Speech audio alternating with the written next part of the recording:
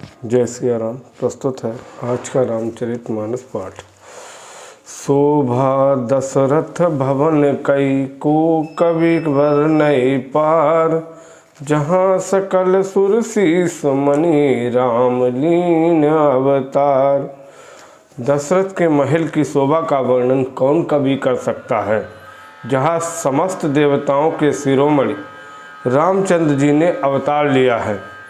भूप भरत पुनि लिए बुलाई, है गए चंदन साजऊ जाई। चलहु बेगी रघुवीर बराता, सुनत पुलक पूरे दो भ्राता। फिर राजा ने भरत जी को बुला लिया और कहा कि जाकर घोड़े, हाथी और रथ सजाओ, जल्दी श्री रामचंद्र जी की बारात में चलो। यह सुनते ही दोनों भाई भरत जी और शत्रुघ्न जी आनंदवश पुलक से भर गए। भरत सकल साहनी बोलाए, आय सुदीन मुदित उठी धाये। रचि रुचिरीन तुरग तिन साजे, बरन बरन बर बाजी बराजे। भरत जी ने सब साहनी अर्थात घुड़साल के अध्यक्ष बुलाए और उन्हें घोड़ों को सजाने की आज्ञा दी। वे प्रसन्न होकर उठ दौड़े। उन्होंने रुचि के साथ यथा योग्य जीने कसकर घोड़े सजाए। रंग रंग के उत्तम घोड़े शोभित हो गए। सुभग सकल सुठी चंचल करनी, आए इव जरत धरत पग धरनी। नाना जाति न जाहि बखानी, निदरि पवनु जनु चहत उड़ानी। सब घोड़े बड़े ही सुंदर और चंचल चाल के हैं। वे धरती पर ऐसे पैर रखते हैं जैसे जलते हुए लोहे पर रखते हों। अनेकों जाति के घोड़े हैं जिनका वर्णन नहीं हो सकता। ऐसी तेज चाल के हैं मानो हवा का निरादर करके उड़ना चाहते हों। तीन सब छयल भय असवारा, भरत सरिस भय राजकुमारा। सब सुंदर सब भूषण धारी, कर सर चाप तून कटि भारी। उन सब घोड़ों पर भरत जी के समान अवस्था वाले सब छैल छबीले राजकुमार सवार हुए। वे सभी सुंदर हैं और सब आभूषण धारण किए हुए हैं। उनके हाथों में बाण और धनुष है तथा कमर में भारी तरकस बंधे।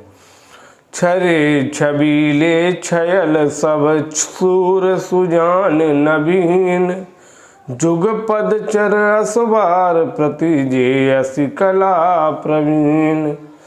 सभी चुने हुए छबीले छैल सूरवीर चतुर और नवयुवक हैं। प्रत्येक सवार के साथ दो पैदल सिपाही हैं जो तलवार चलाने की कला में बड़े निपुण हैं।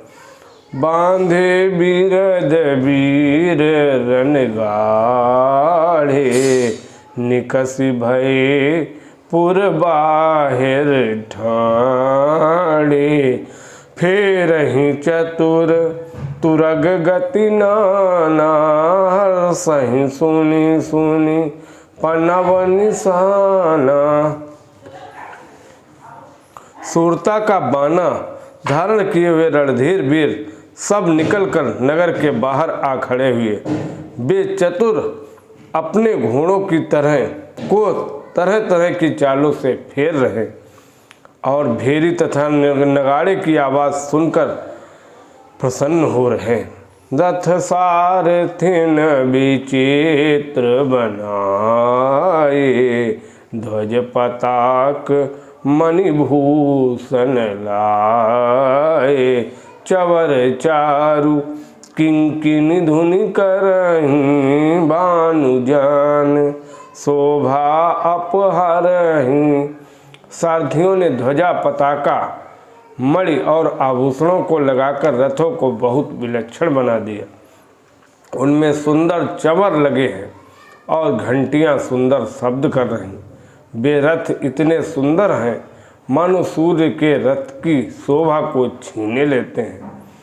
सांब करन अगणित है होते, ते तिन रथन सारथिन जोते। सुंदर सकल अलंकृत सोहे, जिनहि बिलोकत मुनि मन मोहे। अगणित श्याम कर्ण घोड़े थे, उनको सारथियों ने उन रथों में जोत दिया जो सभी देखने में सुंदर और गहनों से सजाए हुए सुशोभित हैं और जिन्हें देखकर मुनियों के मन भी मोहित हो जाते हैं।